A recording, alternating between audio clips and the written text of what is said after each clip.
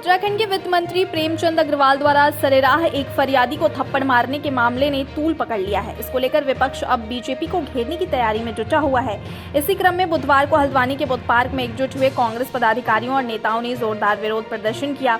इस दौरान कांग्रेसियों ने कैबिनेट मंत्री प्रेमचंद अग्रवाल का पुतला दहन कर जमकर नारेबाजी की। साथ ही कांग्रेस कार्यकर्ताओं ने कहा कि इस तरह की हरकत बिल्कुल बर्दाश्त नहीं की जाएगी। एक प्रतिनिधि क्या होता है शायद कैबिनेट मंत्री भूल गए हैं। यही वजह है कि उन्होंने इस तरह की हरकत कर दी जिससे उत्तराखंड की छवि खराब हुई है। उनका कहना है कि एक तरफ सरकार कहती है कि उत्तराखंड में माहौल को सुरक्षित बनाना है, तो वहीं दूसरी तरफ उसके ही मंत्री गुंडों जैसी हरकतें करते नजर आ रहे हैं।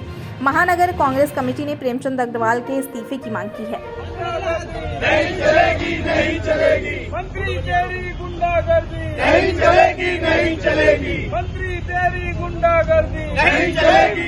हमारे प्रदेश कांग्रेस कमेटी के आह्वान पर हम लोगों ने ये पुतला दहन किया है वित्त मंत्री प्रेमचंद अग्रवाल जी का, क्योंकि जब जिम्मेदार पदों पे बैठे हुए लोग जवाबदेही से बचते हैं और जिनके प्रति जवाबदेह होते हैं उनके साथ हिंसात्मक कार्रवाई करते हैं, उनके जो लोकाधिकार है उनका अपनी बात कहने का उनका समाधान करना चाहिए। मंत्री पद पे बैठे हैं, नैतिक पद पे बैठे हैं, नैतिक काम कर रहे हैं, मारपीट कर रहे हैं, जिस तरह का व्यवहार उन्होंने किया उन्हें तो सबसे पहले नैतिकता के आधार पर इस्तीफा दे देना चाहिए। धामी जी ने कोई कार्रवाई तो बात की बात है, उनका इस्तीफा लेना चाहिए। इसलिए हम चाहते हैं कि ऐसा व्यक्ति जो उत्तरदायी पद पे बैठा है मगर उत्तरदायी नहीं है और गैर जिम्मेदार है और जवाबदेही से बचता है और जनता जिसने उसे चुना है जनता के साथ मारपीट करता है, दुर्व्यवहार करता है, रिस्पॉन्सिबल हरकतें करता है, तो ऐसे व्यक्ति को पद पे बने रहने का कोई हक नहीं है। इसलिए आज हमने उनका पुतला दहन किया है और उनकी मुर्दाबाद के नारे भी लगाए। अतिवाद की जो पराकाष्ठा है ये दिल्ली के गलियारों से निकल करके